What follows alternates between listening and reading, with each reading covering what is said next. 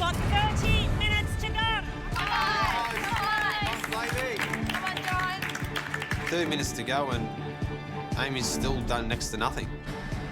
She's got a lobster boiled and that's it. We're moving a little bit slowly and I'm getting a little bit nervous, all right? This is your last chance. I've got it to a slow start, so I just need to get myself ahead. Yeah, I'm just thinking how you're going to present it if they're going to eat it. Yeah, I'm thinking about it. Sorry, I'm feeling a bit stressed. Yeah, I can tell. Amy, just calm down. Just cut down there, that side. So my initial plan is to serve that lobster tail whole. So I cut it open. Oh, and I can see that it's raw. It's all right, keep calm. It's still very raw inside. I can't serve raw lobster. I feel like I've blown my chance of getting this last immunity pin.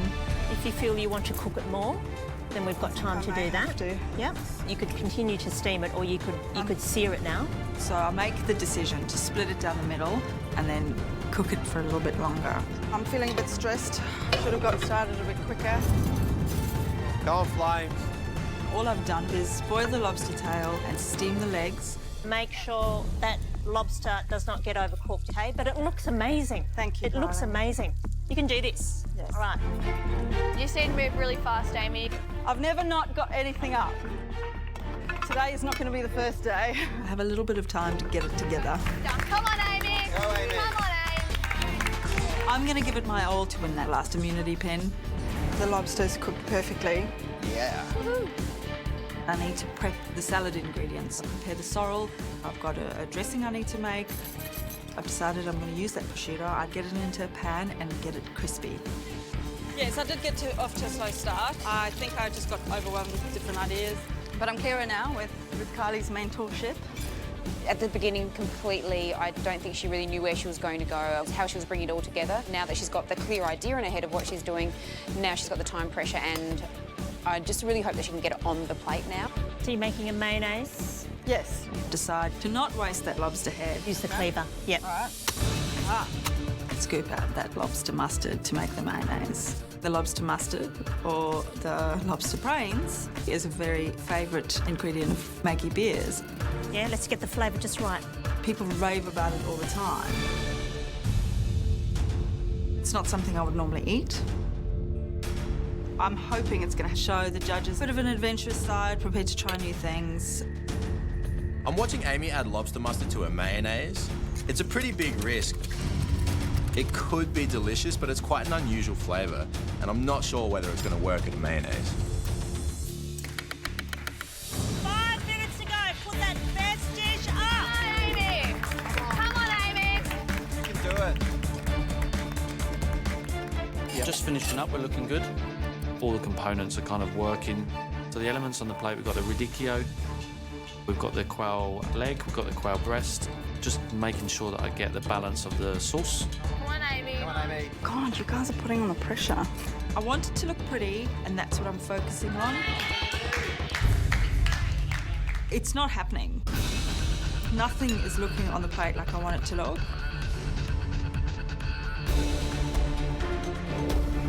Looks great, John. It's gorgeous. John's dish looks gorgeous, very modernly plated. He's really paid respect to the bitters ingredient, so it looks really good. Okay, we've got 1 minute to go. Come on, 1 minute to go. I'm really struggling to get this up in time. And it's like an angel comes from heaven and John appears next to me. They're regarding it as a meal, so maybe just one. So I should just put one tail on? Yeah, that's what I always think about as well, so less is more.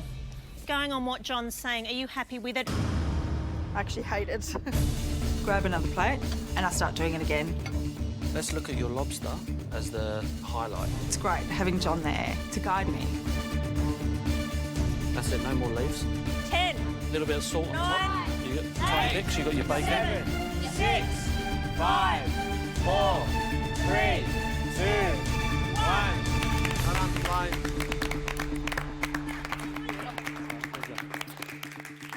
It's beautiful. It's stunning. Looks great. I have to come and look at yours now.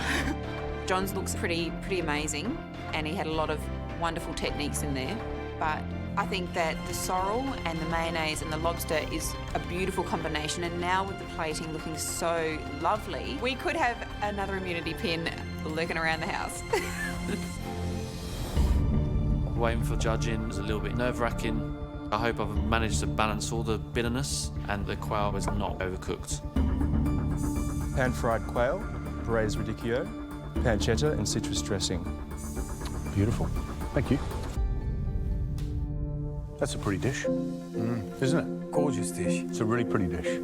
I love all the detail. The Frenching of the bones, Yeah. the linear plate up, little bits of radicchio underneath. Yeah.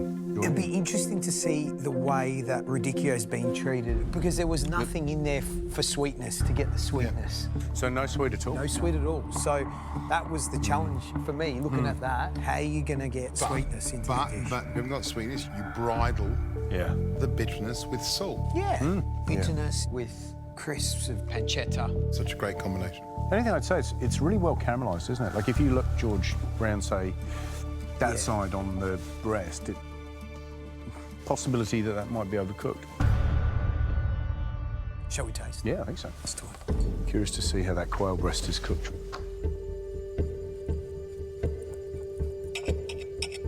Is it good? Nice. Nice and pink? Yeah. Bit of blush.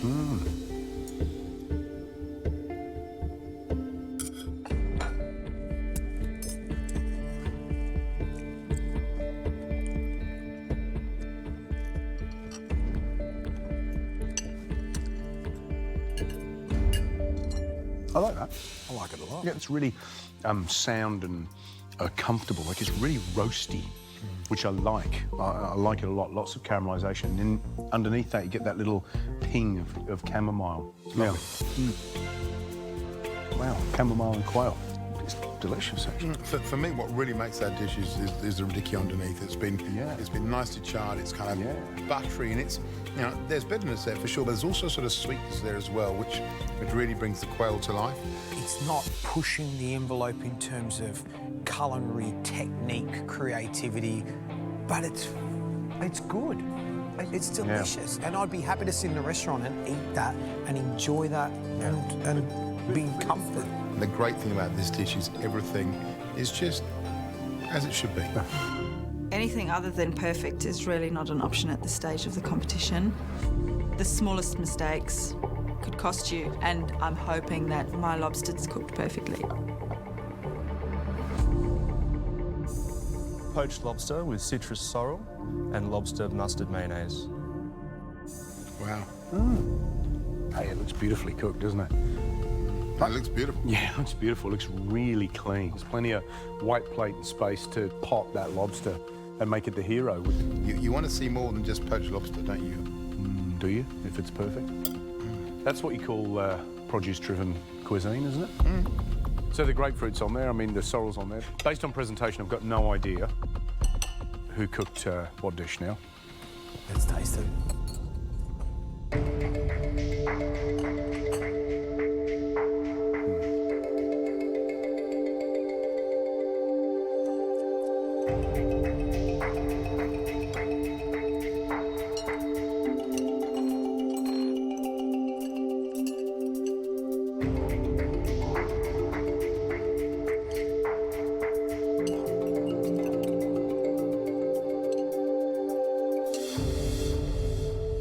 The standout thing for me is how technical it is. I mean, this lobster is perfectly good. It's a wonderful way of treating a very expensive piece of protein. And I love the sorrel, I love the grapefruit, but I kind of want more. You know, I'm not so fussed about the mayonnaise. I think that, for me, it would be better if it was more olive oily, more citrusy, more grapefruity. This dish is very, very proven flavours in terms of lobster, citrus, and then that salty hit of the prosciutto is such a great combination. It's kind of the Charlie's Angels of flavours all in one, isn't it? The ultimate trio. So, Amy, that's a total of 22 out of 30 for you. Well done. Thank you. Now, to your dish, John.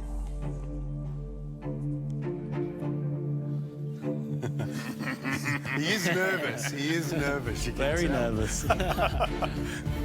John, you cooked quail. I scored it an 8 out of 10.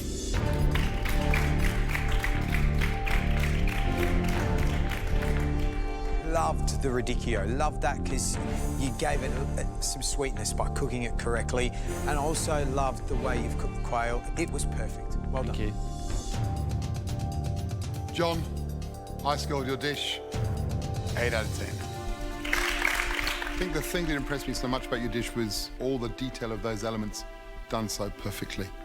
The Frenching, those little bones, the exact crispness of that prosciutto.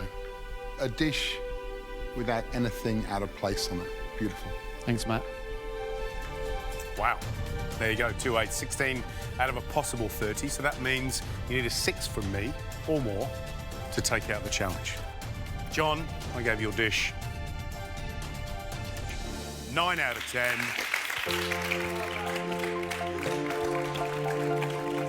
John, it was because of that umami from the quail, but it was also about the bitterness, those bitter flavours that you incorporated in the dish, that radicchio, but more than that, the chamomile. What a lovely touch. So, beautiful dish. Reputation intact. Thank goodness for that. Amy, you may have missed out on that immunity pin, that last immunity pin for this competition, but you know what? You did yourself proud. That was a really difficult tasting for us because it was very difficult to split who cooked which dish. And honestly, until you told us, we didn't really know. So that's a feather in your cap, and it shows you how far you've come in this competition. Well Thanks, done. Gary. Really good. Well done. Thank you. It's not the worst thing in the world, but it was the last chance. I wanted it. I really wanted that bit.